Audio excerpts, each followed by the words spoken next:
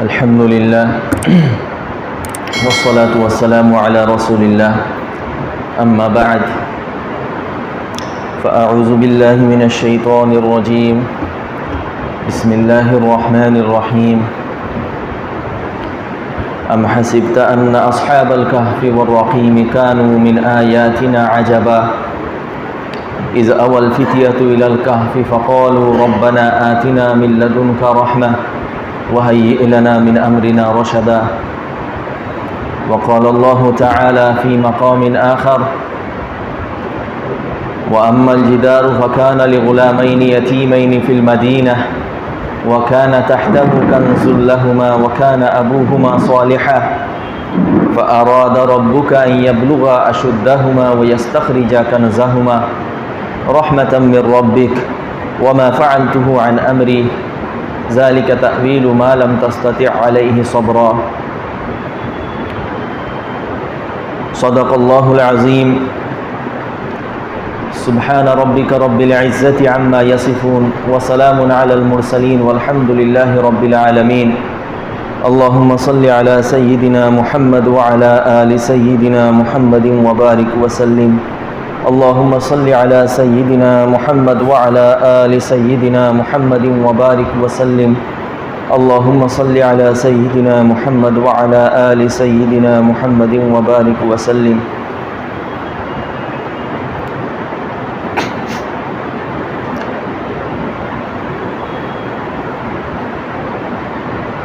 اللہ پاک کا یہ بڑا فضل و کرم ہے کہ اللہ تعالیٰ نے آپ کو ہم سب کو علم دین حاصل کرنے کے لیے منتخب کیا۔ علم دین کے لیے مدرسے میں آنا، علم دین حاصل کرنا، یہ خالص انتخاب ہے اللہ تعالیٰ کی طرف سے۔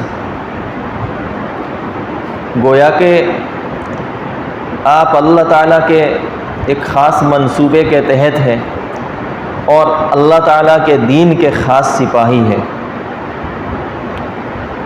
تو یہ بہت بڑی سعادت ہے ہم سب کے لیے جو بھی علم سے، علم دین سے اور دین کی درسگاہوں سے جڑے ہوئے ہیں۔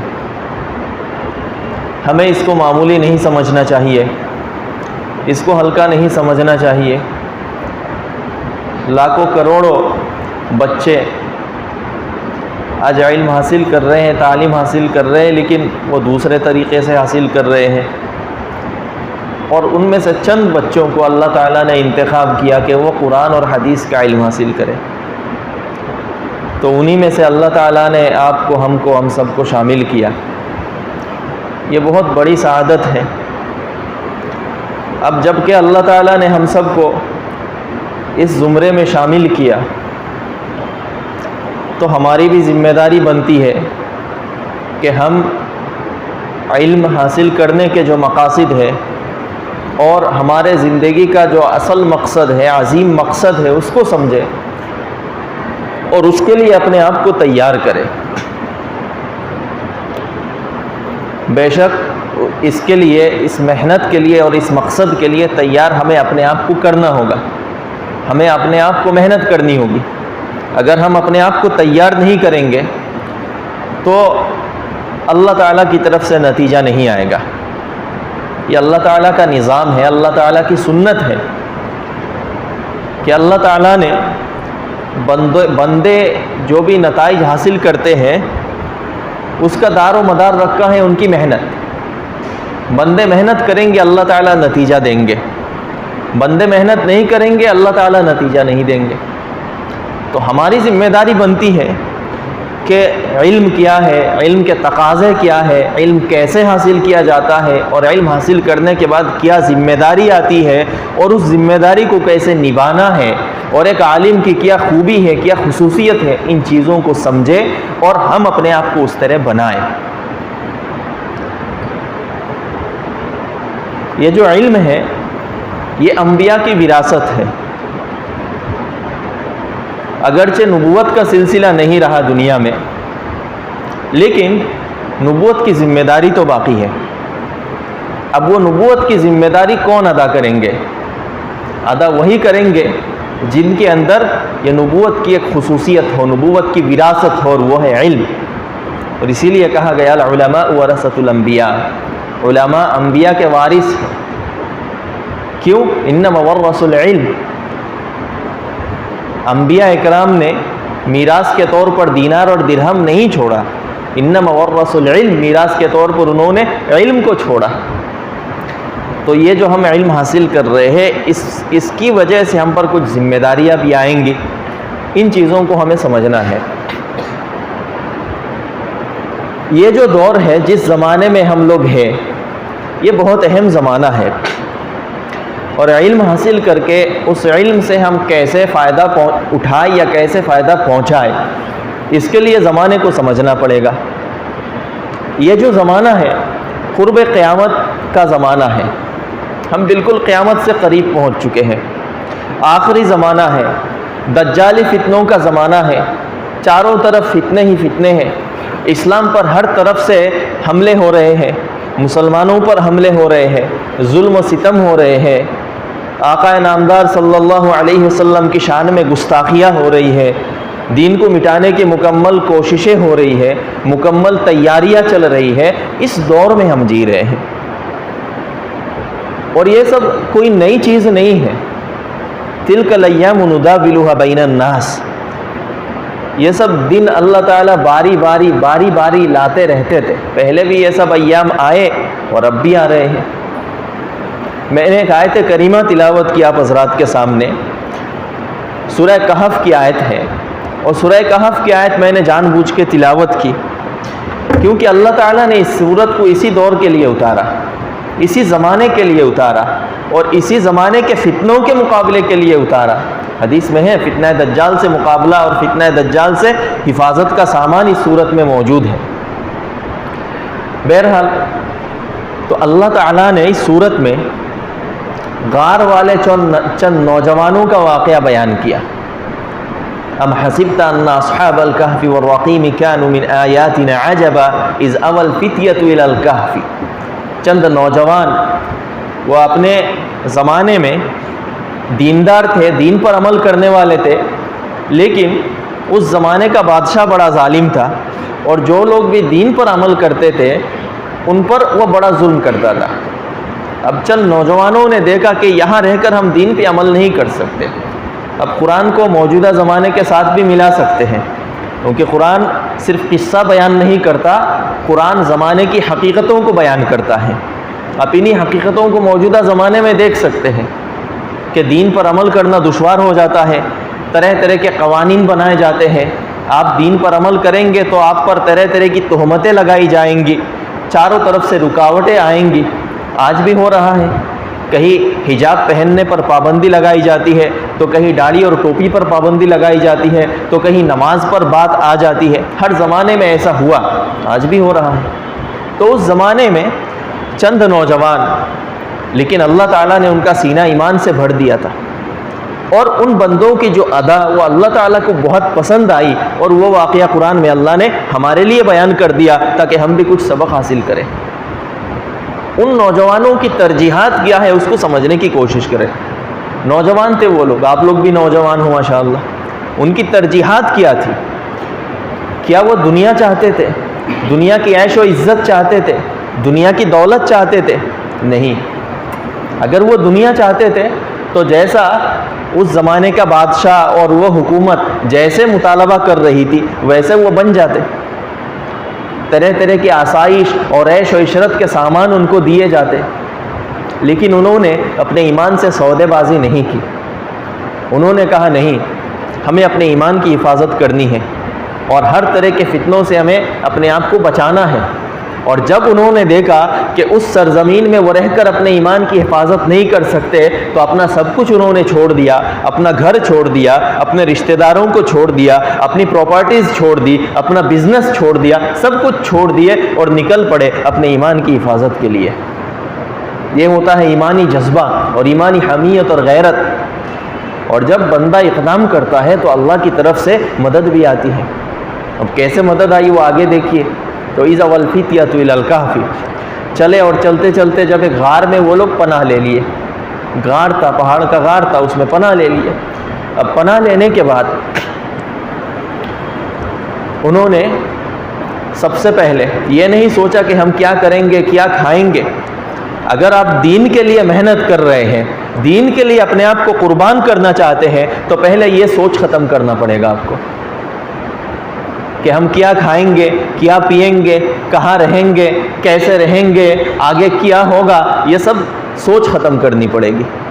ان نوجوانوں کو دیکھیے، یہ سوچا ہی نہیں انہوں نے کہ ہم کہاں رہیں گے اور کیا کھائیں گے۔ غار میں تو انہوں نے پناہ لے لیا، اب پناہ لے کر وہ کھانے کی فکر نہیں کر رہے ہیں، وہ کیا کر رہے ہیں؟ اللہ کی طرف رجوع کر رہے ہیں، اپنے رب کی طرف رجوع کر رہے ہیں۔ ہاتھ اٹھا کے انہوں نے دعا کی، ربنا آتنا من لدنک رحمہ وہیئ لنا من امرنا رشدا۔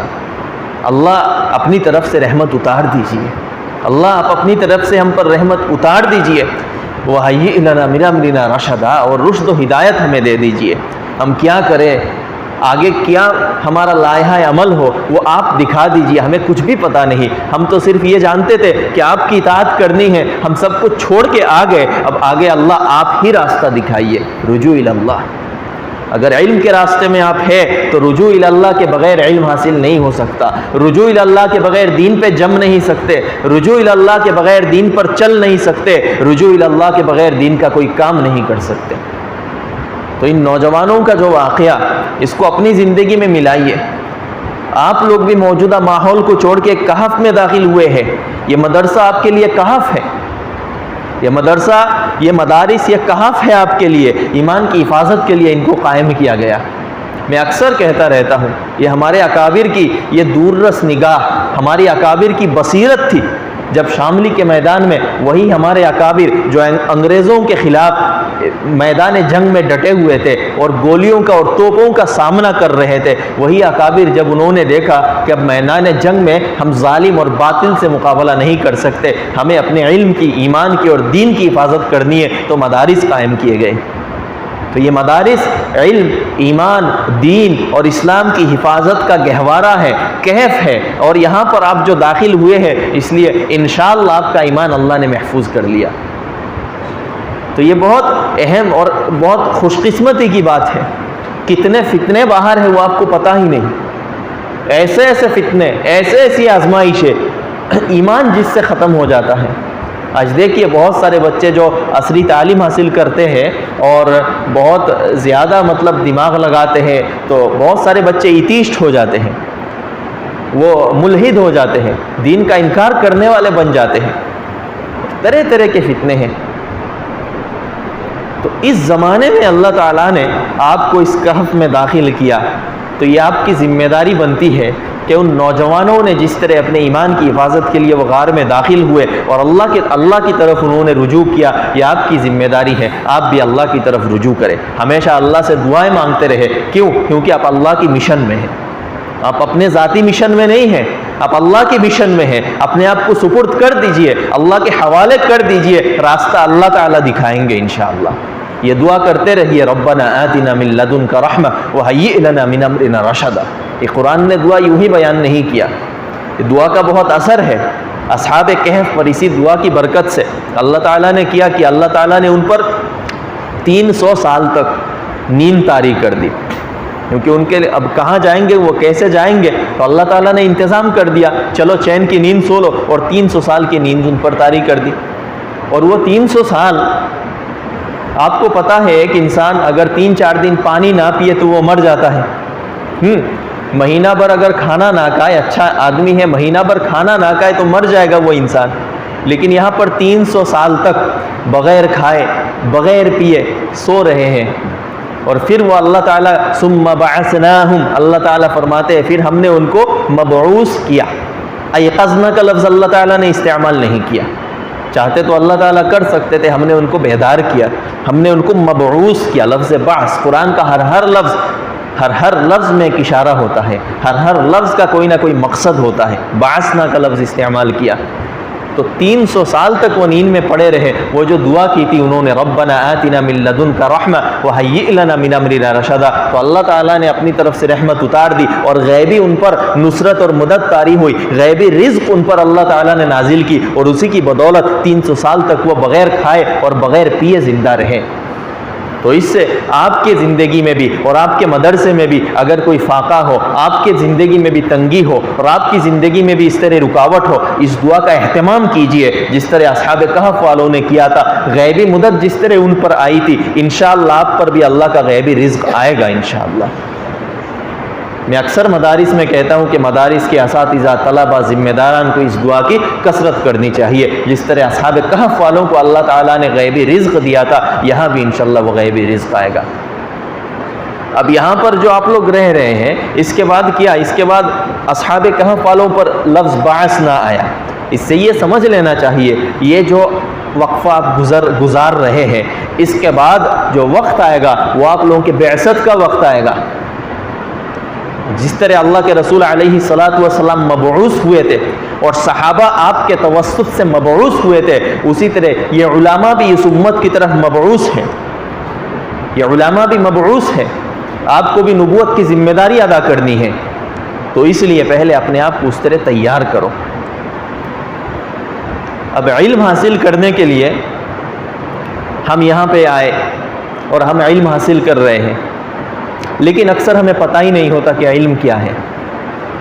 ہم سمجھتے ہیں چند فنون پڑھ لینے کا نام علم ہے، ہم سمجھتے ہیں کچھ کتابوں کے پڑھ لینے کا نام علم ہے، ہم سمجھتے ہیں کہ کچھ کتابیں حل کر لینے کا نام علم ہے، اگزام پاس کر لینے کا نام علم ہے، یا جب ہم فارغ ہو جائیں گے اور ایک سرٹیفکیٹ ہمارے ہاتھ میں آ جائے گا، ہم قاسمی، ندوی اس طرح کا کوئی سرٹیفکیٹ ہمارے پاس آ جائے گا تو ہم سمجھ لیتے ہیں کہ ہم عالم بن گئے، حالانکہ یہ حقیقت نہیں ہے۔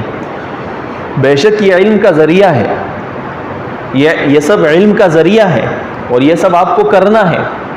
فنون اور جو علوم ہیں ان پر مہارت آپ کو حاصل کرنی ہے اور وہ سب آپ کو پڑھنا ہے، بصیرت ہونی چاہیے، ایک ان ڈیپتھ کنسیپچوئل کلیئرٹی ہونی چاہیے، یہ سب ہونا چاہیے، لیکن اصل علم وہ ہے جو آپ کے دل میں اتر جائے اور آپ کو بدل دے، آپ کی زندگی بدل دے، یہی اصل علم ہے۔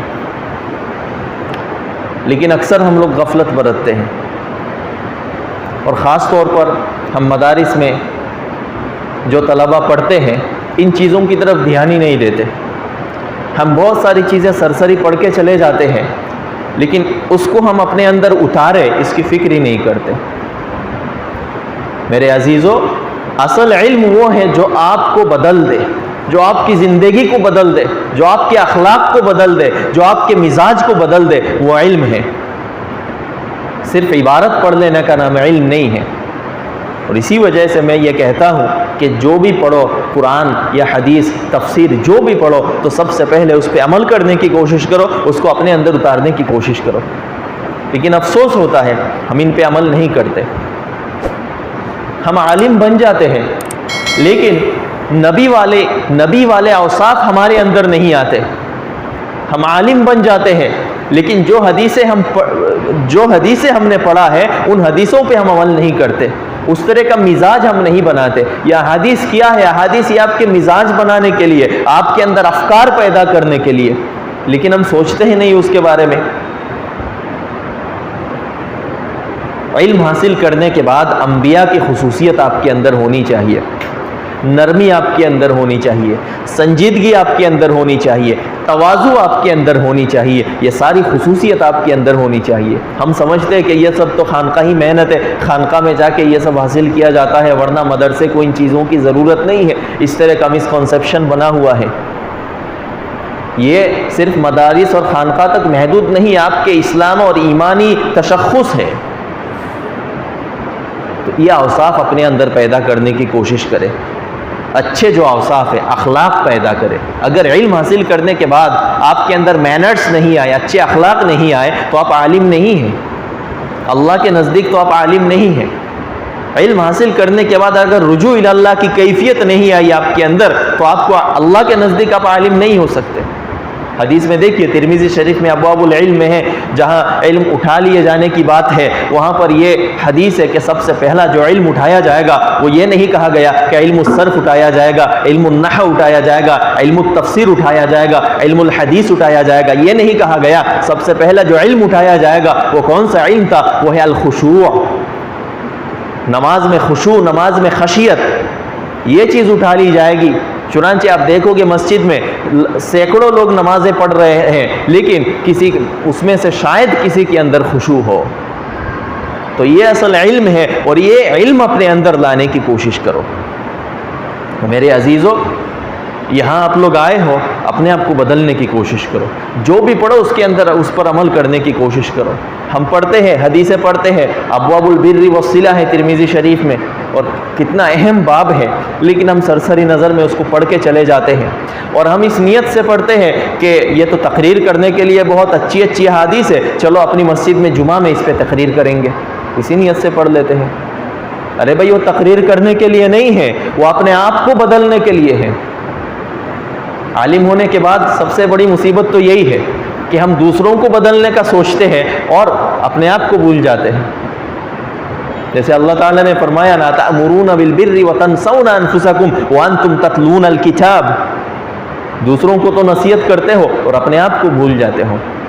یہ سب سے بڑی کمی ہے. اس لیے آج سے اس بات کا عہد و پیمان کرو کہ ہمیں پہلے اپنے بارے میں سوچنا ہے، ہمیں اپنے آپ کو بدلنا ہے. ہم یہاں آئے ہیں اپنے آپ کو اچھا بنانے کے لیے، ہم یہاں آئے ہیں اپنے آپ کو اللہ کا محبوب بنانے کے لیے، ہم یہاں آئے ہیں آپ علیہ الصلاۃ والسلام کی سنت کی اتباع سیکھنے کے لیے. پہلے یہ نیت کرو.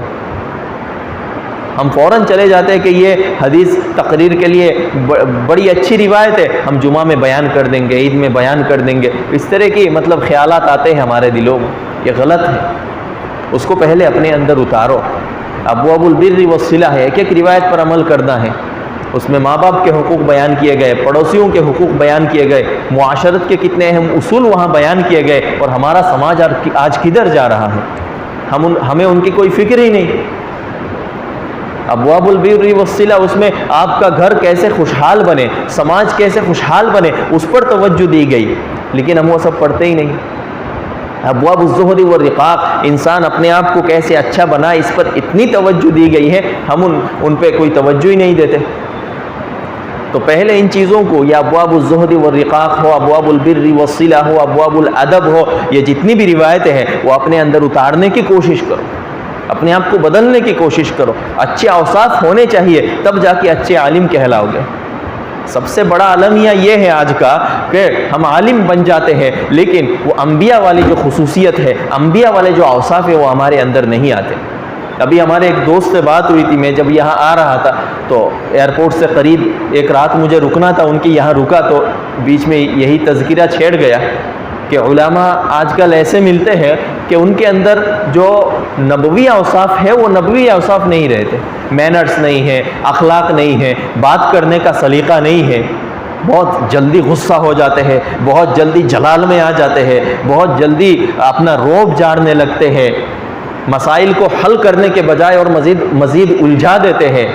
یہ نبوی صفت نہیں ہے. آپ علیہ الصلاۃ والسلام کی زندگی کو دیکھو، سب سے زیادہ نرم اخلاق والے تھے، سب سے زیادہ درگزر کرنے والے تھے، سب سے زیادہ لوگوں کے مسائل کو حل کرنے والے تھے، سب سے زیادہ خیرخواہ تھے، سب سے زیادہ امت کے غمخوار اور غمگسار تھے، سب سے زیادہ امت کی فکر کرتے تھے، امت کے ایک ایک فرد کی فکر کرتے تھے، اپنے دوست کی تو خیرخواہی کرتے تھے، دشمن کے لیے بھی آپ علیہ الصلاۃ والسلام خیرخواہ ہیں. یہ ہے نبوی اوصاف جو آپ کے اندر آنے چاہیے، تب جا کے آپ اس زمین پہ انقلاب برپا کر سکتے ہیں.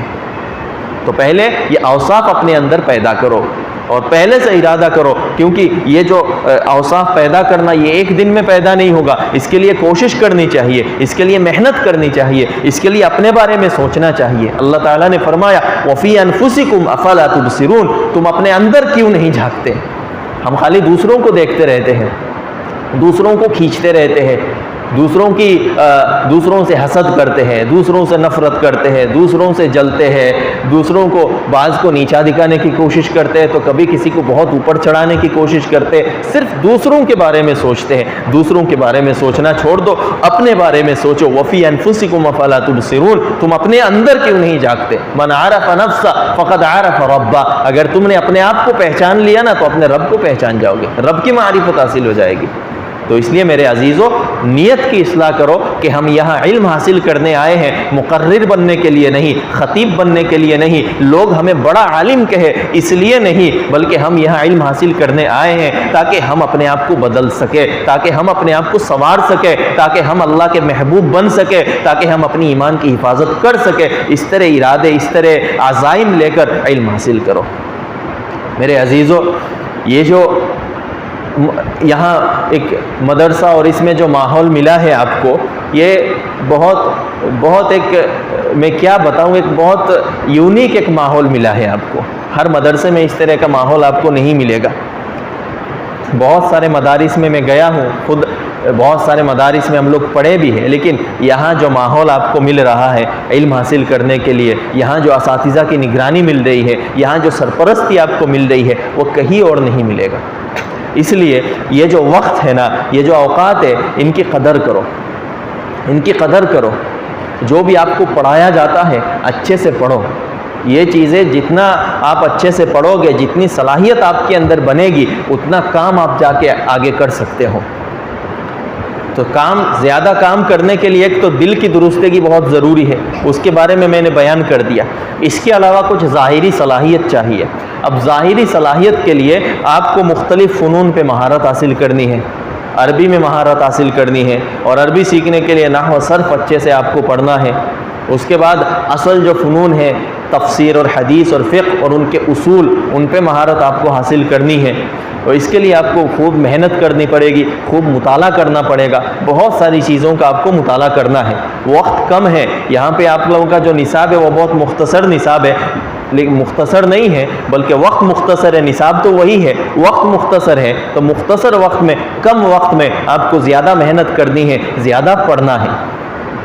اب ایک طالب علم، اچھے طالب علم کے اندر جو خصوصیت ہونی چاہیے، اگر آپ کو علم حاصل کرنا ہے اور اگر آپ یہ چاہتے ہیں کہ آپ عالم بنیں اور بعد میں جا کے دین کی خدمت کریں، تو وہ خصوصیت اور خوبیاں آپ کے اندر ہونی چاہیے۔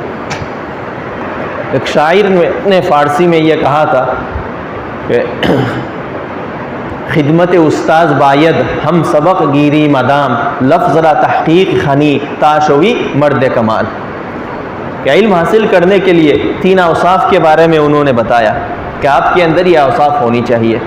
سب سے پہلی صفت استاذ کی خدمت۔ جو بھی اساتذہ، جن اساتذہ سے بھی آپ پڑھے ہیں، جو بھی اساتذہ آپ کو پڑھاتے ہیں، ان کا احترام آپ کے دل میں ہونا چاہیے، ان کی اطاعت آپ کو کرنی چاہیے اور ان کی خدمت آپ کو کرنی چاہیے۔ اساتذہ کی جتنی خدمت کرو گے، اساتذہ کی جتنی اطاعت کرو گے، اساتذہ سے جتنی محبت ہوگی، اساتذہ کا جتنا احترام ہوگا، اتنا علم ان کے سینے سے آپ کے سینے تک منتقل ہوگا۔ میں نے پہلے بھی بتایا تھا، ایک تو ہم کتاب پڑھتے ہیں، وہ کتاب پڑھنا وہ ذریعہ ہے، اصل علم تو سینے سے اللہ منتقل کرتے ہیں، اصل علم تو اللہ آپ کے سینے پہ ڈالتے ہیں۔ تو وہ علم کیسے اللہ تعالیٰ کی طرف سے آئے گا؟ جب آپ اپنا راستہ صاف رکھو گے۔ تو راستہ صاف رکھنے کا مطلب یہ ہے کہ اپنے اساتذہ کی قدر کرو، کبھی اساتذہ کو تکلیف مت پہنچاؤ، کبھی اساتذہ کی نافرمانی مت کرو، ہمیشہ اپنے اساتذہ کو خوش رکھا کرو، کیونکہ یہ اساتذہ، آپ پر اساتذہ کے لیے بہت بڑا قرض ہے۔ وہ آپ کو پڑھا رہے ہیں، وہ آپ کو علم دے رہے ہیں، اور یہ ایک سلسلہ ہے۔ یہ ایسا نہیں ہے کہ اچانک سے بیچ سے کوئی پڑھا رہا ہے، یہ ایک سلسلہ ہے، یہ ایک نبوی ذمہ داری ہے۔ جس طرح آپ علیہ الصلاۃ والسلام اپنے شاگردوں کو، صحابہ اکرام کو پڑھاتے تھے، وہی سلسلہ آج تک چل رہا ہے اور قیامت تک یہ سلسلہ چلے گا، اور ہم اسی سلسلے کی کڑی ہے۔ تو گویا کہ یہ جو بھی علم آپ حاصل کر رہے ہیں نا، یہ صرف اپنے اساتذہ سے حاصل نہیں کر رہے، بلکہ وہ جو پورا ایک علمی سلسلہ ہے، جو سلسلہ آپ علیہ الصلاۃ والسلام تک جا کے پہنچتا ہے، تو وہاں سے آپ لوگ علم حاصل کر رہے ہیں۔ تو گویا کہ آپ کے صرف ایک استاذ نہیں ہے، اس ایک استاذ کے توسط سے آپ علیہ الصلاۃ والسلام تک جو پورا سلسلہ، وہ سارے آپ کے اساتذہ ہیں۔ تو گویا کہ آپ علیہ الصلاۃ والسلام کے بالواسطہ شاگرد ہیں آپ لوگ اور ہم لوگ۔ تو ایک استاذ کی نافرمانی گویا کہ اس پورے سلسلے کی نافرمانی ہوگی۔ تو اس لیے اپنے اساتذہ کی قدر کیا کرو، اساتذہ سے محبت رکھا کرو، اساتذہ کا احترام کیا کرو اور ان کی خدمت کیا کرو، جتنی ہو سکے خدمت کرو، کبھی اساتذہ کو تکلیف نہ دو۔ اور جو بھی بڑے بنے ہیں وہ اپنے اساتذہ کی خدمت سے بنے ہیں۔ صرف پڑھنے سے آدمی بڑا نہیں بنتا، اساتذہ کی خدمت بہت ضروری ہے۔ میں بات زیادہ طویل نہیں کروں گا، ایک دو مثال میں دوں گا۔ حضرت شیخ الاسلام حسین احمد مدنی علیہ الرحمہ، اب جانتے ہیں جن کو شیخ العربی والعجم کہا جاتا ہے، ہمارے استاذ الاستاذ ہیں، تو کتنی بڑی شخصیت تھی اور اللہ تعالیٰ نے کتنا کام ان سے لیا۔ تو حضرت مدنی علیہ الرحمہ ایسے ہی حضرت مدنی علیہ الرحمہ نہیں بنے تھے۔ جب حضرت مدنی علیہ الرحمہ کے استاذ حضرت شیخ الہند محمود حسن دیوبندی علیہ الرحمہ کو انگریزوں نے جیل میں ڈال دیا، تو اس وقت حضرت مدنی علیہ الرحمہ جو شاگرد تھے شیخ الہند کے، ان کو فکر ہوئی جیل میں میرے استاذ کیسے رہیں گے، ان کو بڑی تکلیف ہوگی۔ تو کوئی جرم نہیں تھا حضرت مدنی علیہ الرحمہ کا، لیکن زبردستی وہ خود جیل گئے۔ یہ ہے استاذ کی محبت، یہ ہے استاذ کا احترام، یہ ہے استاذ کی قدر۔ کوئی جرم نہیں تھا لیکن پھر بھی وہ جیل چلے گئے، سفارش کر کے جیل گئے، اپنی مرضی سے جیل گئے، کیوں؟ استاذ کی خدمت کے لیے۔ اور وہاں جا کے انہوں نے اپنے استاذ کی خدمت کی۔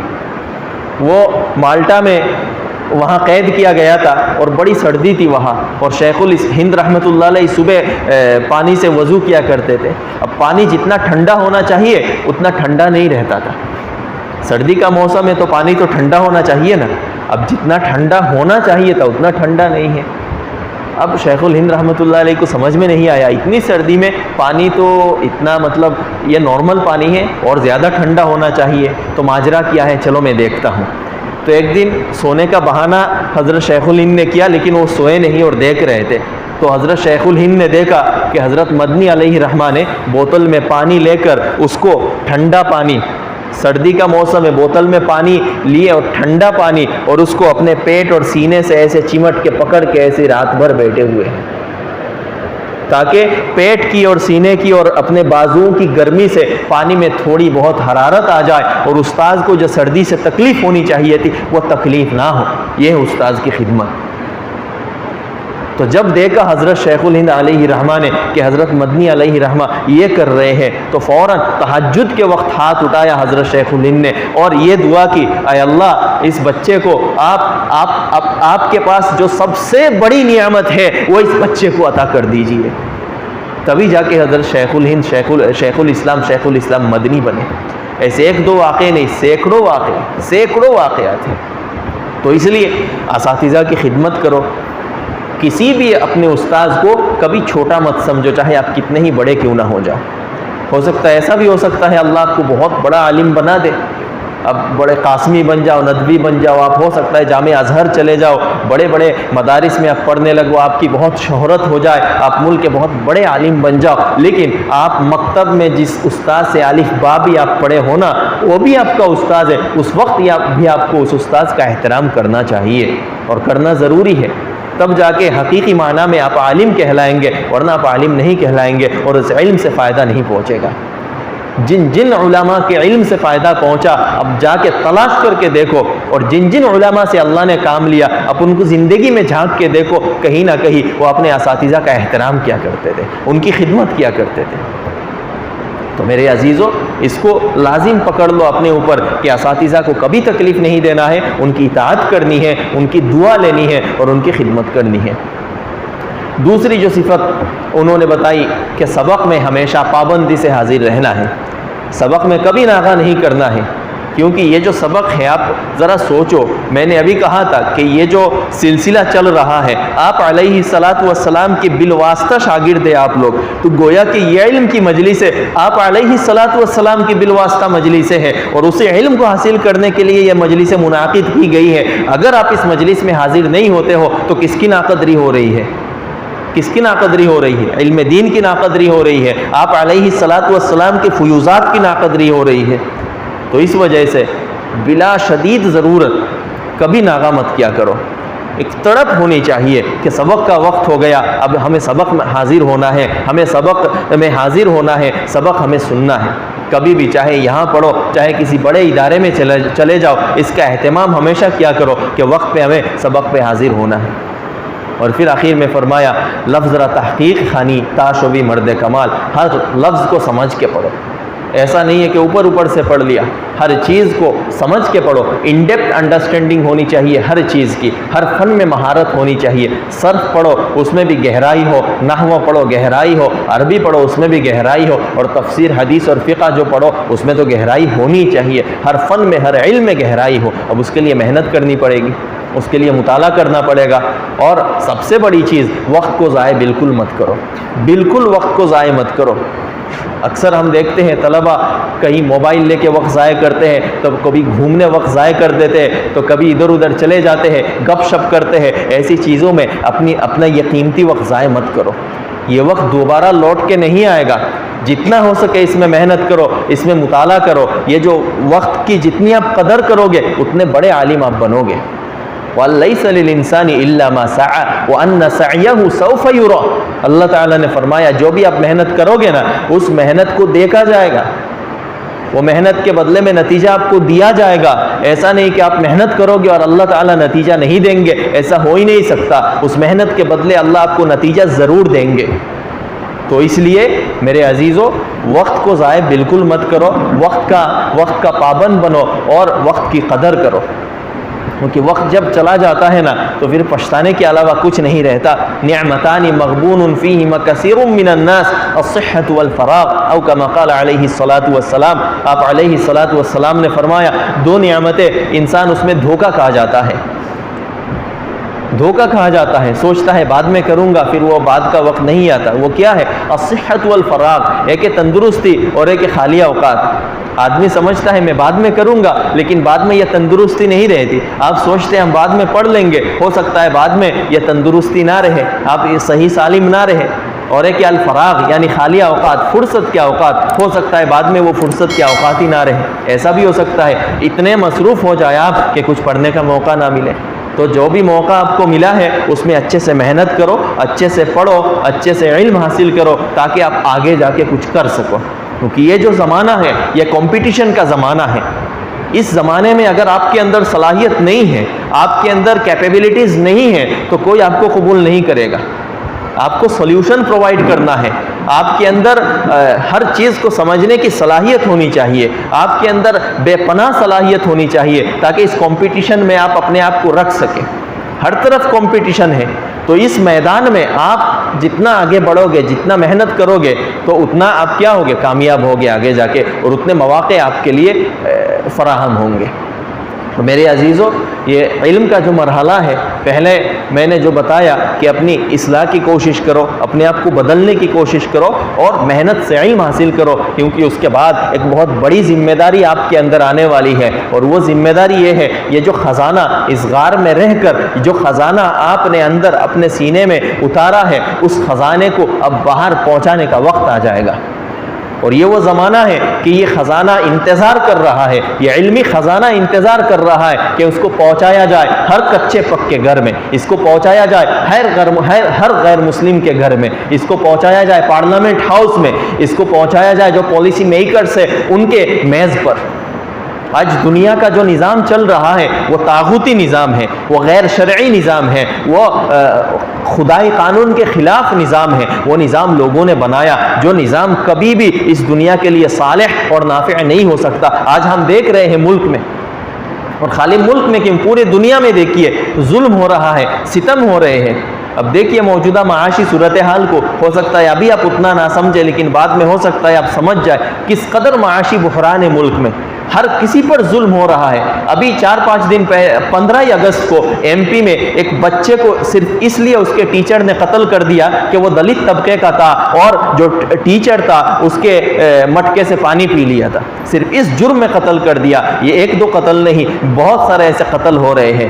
عورتوں کی عزت داؤ پر لگی ہوئی ہے، بچوں کی عزت ہے، بچے محفوظ نہیں ہیں، بوڑھے محفوظ نہیں ہیں، نوجوان محفوظ نہیں ہے، پورے ملک کو بیچا جا رہا ہے، چند بنیوں کے ہاتھ میں پورے ملک کو دیا جا رہا ہے، اور اس ملک میں ایک کفر کا نظام قائم کرنے کی کوشش کی جا رہی ہے۔ تو اس وقت ہم، اور خاص طور پر جو قرآن اور حدیث کے حاملین ہیں، ہم سب کی ذمہ داری بنتی ہے کہ اس کفر و شرک کے خلاف اس طرح آواز اٹھائے جو آواز حضرت نوح علیہ السلام نے جس طرح آواز اٹھائی تھی، جس طرح حضرت ابراہیم علیہ السلام نے آواز اٹھائی تھی، جس طرح حضرت موسیٰ اور عیسیٰ علیہ السلام نے آواز اٹھائی تھی، اور جس طرح ہمارے نبی حضور پاک علیہ السلام نے آواز اٹھائی تھی، یہ ہماری ذمہ داری ہے۔ اور کوئی آواز نہیں اٹھائے گا، اور کوئی ملک کفر و شرک سے پاک نہیں کرے گا، یہ ہماری ذمہ داری ہے۔ اس لیے اپنے اندر پہلے تو اپنی روحانیت کو مضبوط کرو، اپنے آپ کو اللہ سے جڑ لو، اپنے آپ کو اللہ سے جڑ لو، تاکہ کوئی خوف باقی نہ رہے، کسی کا خوف باقی نہ رہے کہ کیا ہوگا ہمارے ساتھ، کوئی مار دے گا، کوئی جیل بھیج دے گا، کسی طرح کا خوف آپ کے اندر نہ رہے۔ وہ ہمت، وہ بہادری، وہ حوصلہ، وہ ولولہ، وہ جذبہ ہونا چاہیے جو صحابہ اکرام کے اندر تھی۔ جب صحابہ اکرام کو کہا جاتا تھا کہ انفرو، کہ نکل پڑو، تو وہ نکل پڑتے تھے، وہ اس بات کی پرواہ نہیں کرتے تھے کہ ہمارے ساتھ کیا ہوگا۔ وہ خواہش ہمارے اندر ہونی چاہیے، تب جا کے کوئی نہ کوئی تبدیلی آئے گی۔ ارادے کے بغیر کوئی تبدیلی نہیں آئے گی، اور کسی کو تو ارادہ کرنا پڑے گا، اور اس میں ارادہ آپ کو کرنا ہے، ہمیں کرنا ہے۔ ہر زمانے میں علماء نے یہ کام کیا، ہمارے اکابر نے یہ کام کیا۔ ابھی میں نے بتایا حضرت نانوتوی علیہ رحمہ، وہ شاملی کے میدان میں انگریزوں کے خلاف لڑ رہے تھے۔ سید احمد شہید اور شاہ اسماعیل شہید جو بالاکوٹ کے میدان میں شہید ہوئے تھے، وہ کیوں شہید ہوئے تھے؟ وہ تو درس و تدریس کے لوگ تھے، وہ وہاں جا کے کیوں شہید ہو رہے ہیں؟ کیونکہ انہوں نے اپنی نبوی ذمہ داری کو نبھایا۔ تو ہمیں یہ ذمہ داری نبھانی ہے، اور اس لیے ہمیں اپنے آپ کو تیار کرنا ہے۔ ملک کا نظام بدلنے والا ہے، اور انشاءاللہ بہت جلد بدلے گا انشاءاللہ۔ اب اس نظام کو کون چلائے گا؟ وہ نظام چلے گا قرآن کے مطابق، حدیث کے مطابق، لیکن کون چلائے گا؟ چلانے والے قرآن اور حدیث کے حاملین ہی چاہیے۔ کون پالیسی بنائے گا؟ کون لوگوں کے لیے دین، کس طرح سیاسی نظام چلے گا، کس طرح معاشی نظام چلے گا، تعلیمی نظام کس طرح چلے گا، وہ کون بتائے گا؟ وہ قرآن اور حدیث کے حاملین ہی بتائیں گے، وہ کوئی اور نہیں بتائے گا۔ اس لیے میں کہہ رہا ہوں اپنے اندر وہ صلاحیت پیدا کرو، وہ فکر پیدا کرو کہ ہم دنیا کو بدل ڈالیں گے، ہم نظام کو بدل ڈالیں گے، ہم کفر کو ختم کریں گے، ہم انصاف کا نظام قائم کریں گے۔ یہ ارادہ اپنے اندر پیدا کرو، اور اس ارادے کے ساتھ پڑھو، انشاءاللہ اللہ کی طرف سے مدد آئے گی۔ اور میں نے بتایا کہ آپ لوگ العلماء ورثۃ الانبیاء، آپ لوگ انبیاء کے وارث ہو۔ انبیاء کے وارث کا کیا مطلب؟ انبیاء کس لیے آئے تھے دنیا میں، اور انبیاء حاملین کتاب کیوں بنے تھے؟ لقد ارسلنا رسلنا بالبینات وانزلنا معهم الكتاب والمیزان لیقوم الناس بالقسط۔ یہ بھی ایک مقصد تھا، ہم یہ مقصد بھول جاتے ہیں۔ اللہ تعالیٰ نے فرمایا کہ ہم نے کتابیں بھیجی، ہم نے رسول بھیجے، کیوں؟ تاکہ لوگ انصاف کا نظام قائم کرے، لوگ انصاف کرے۔ تو یہ جو کتاب آپ اپنے سینے میں اتار رہے ہیں، جس کتاب کا علم آپ اپنے سینے میں اتار رہے ہیں، اور جس ذات کی سنت آپ اپنے اندر اتار رہے ہیں، وہ ذات اور وہ کتاب اسی لیے بھیجی گئی تاکہ زمین پہ انصاف قائم ہو۔ اور یہ مشن، اس مشن کو آپ کو پورا کرنا ہے، آپ کو انصاف کے لیے محنت کرنی ہے، اس کے لیے ارادہ کرنا ہے، اس کے لیے دعائیں کرنی ہے، اس کے لیے اپنے آپ کو اس درجے کا بنانا ہے تاکہ اللہ کی مدد آپ پر آئے۔ اور یہ اسی وقت ہو سکتا ہے، وہی شروع کی بات میں کہہ رہا ہوں کہ خوبی آپ کے اندر ہو، تبھی ہو سکتا ہے۔ اگر وہ ایمانی اور اسلامی اور دینی اور وہ نبوی خوبی آپ کے اندر نہیں ہے تو یہ نہیں ہو سکتا۔ اس لیے ان خوبیوں کو اپنے اندر لائیے، رجوع اللہ کی کیفیت اپنے اندر لائیے، ابھی سے رونے والے بنیے، ابھی سے رات کوٹ کر رونے والے بنیے، نماز کے بعد دعاؤں میں رونے والے ابھی بنیے، ذکر و تلاوت کرنے والے ابھی سے بنیے، گناہوں سے بچنے والے بنیے، گناہوں کو چھوڑیے، کوئی بھی گناہ نہ ہو سکے۔ میرے عزیزو، یہ جو آپ کی عمر ہے، ابھی جو آپ کی عمر ہے، کسی کی 16 سال، کسی کی 17 سال، کسی کی 18 سال، یہ جو ٹین ایج کا زمانہ ہے نا، یہ بہت اہم زمانہ ہے آپ لوگوں کے لیے، اور بہت نازک وقت ہے آپ لوگوں کے لیے۔ شیطان اس وقت میں بہکانے کی کوشش کرتا ہے، گناہوں میں مبتلا کرنے کی کوشش کرتا ہے۔ میرے عزیزوں میں درخواست کروں گا آپ لوگوں سے کہ اپنے آپ کو گناہوں سے بچاؤ، گناہوں سے بچاؤ، ہر طرح کی گناہوں سے بچاؤ، خاص طور پر جنسی اور شہوانی اور سیکشول ڈیزائر والے گناہوں سے اپنے آپ کو بچاؤ۔ میرے عزیزو، اپنے آپ کو گناہوں سے بچاؤ، اللہ کے ذکر میں لگ جاؤ، اپنے مطالعے میں لگ جاؤ، نماز میں لگ جاؤ۔ گناہ کا جب خیال آئے تو اٹھ کے وضو کر لیا کرو، گناہ کا جب خیال آئے 2 رکعت نماز پڑھ لیا کرو، گناہ کا جب خیال آئے 1 رکوع تلاوت کر لیا کرو، لیکن گناہ مت کرو۔ اگر گناہ کرو گے تو وہ جو علم آپ حاصل کر رہے ہو اس علم سے فائدہ نہیں پہنچے گا، آپ امت کو فائدہ نہیں پہنچا سکتے۔ آپ تو اسی لیے عالم بن رہے ہیں تاکہ لوگوں کو گناہوں سے بچائے، آپ بھی گناہ کرو گے تو لوگوں کو گناہوں سے کیسے بچاؤ گے؟ اس لیے اللہ کی رحمت کو دیکھو اور اس رحمت کی طرف متوجہ ہو جاؤ. یہ جو آپ کے دل کی جو کیفیت ہے، شیطان چاہتا ہے کہ آپ کو بہکائے. آپ کیا کرو، آپ اپنے آپ کو اللہ سے جوڑ دو. یہ جو کچھ جذبات آتے ہیں اس عمر میں، محبت کے جذبات آتے ہیں، عشق کے جذبات آتے ہیں، دوستی کے جذبات آتے ہیں، آپ یہ محبت، یہ عشق، یہ دوستی کے جذبات کو آپ موڑ دو اللہ تعالیٰ کی طرف، موڑ دو اللہ کے رسول علیہ الصلاۃ والسلام کی طرف. دوست بنا لو اللہ تعالیٰ کو، دوست بنا لو محمد رسول اللہ صلی اللہ علیہ وسلم کو، دوست بنا لو کتاب اللہ کو. اپنی زندگی بدل جائے گی. اس لیے میرے عزیزوں، میں بات اور لمبی نہیں کروں گا، نہیں چاہتا تھا کہ اتنی لمبی گفتگو کروں، لیکن بات لمبی ہو گئی آپ لوگوں کی محبت کی وجہ سے. کیونکہ میں طلبہ ہی میرے لیے سب کچھ ہے. طلبہ ہی کو میں اپنی سب سے بڑی نعمت، اپنے سب سے بڑی میں دولت سمجھتا ہوں. اور میں شکر گزار ہوں یہاں کے اساتذہ اور ذمہ داران کا بھی کہ مجھ ناچیز کو آپ حضرات کے سامنے کچھ وقت اظہار خیال کے لیے یہ موقع دیا. میں بہت ہی ممنون و مشکور ہوں. اور آپ سے بھی اخیر میں پھر سے میں درخواست کروں گا کہ اپنے آپ کو اس طرح بناؤ کہ واقعی آپ ورثۃ الانبیاء بن سکو اور وہ اوصاف آپ کے اندر آ سکے. اور اس کے لیے محنت کرو، ارادہ کرو، تب جا کے اچھے عالم بنو گے. اور زیادہ سے زیادہ دعائیں کرو، زیادہ سے زیادہ دعائیں کرو. اللہ تعالیٰ نے دعا بھی سکھلا دیا، وقر ربی زدنی علما. اللہ تعالیٰ نے دعا بھی سکھلا دیا. تو علم کی دعائیں مانگو، دعائیں کرو زیادہ سے زیادہ اللہ سے. ایک طرف محنت کرو، ایک طرف دعائیں بھی کرو اللہ سے. انشاءاللہ اللہ تعالیٰ آپ کے سینوں کو علم سے اور نور علم نبوت سے، نور نبوت سے معمور کرے. اور دین کی خدمت کے لیے اللہ تعالیٰ آپ سب کو، ہم سب کو قبول فرمائے. وآخر دعوانا الحمدللہ رب العالمین.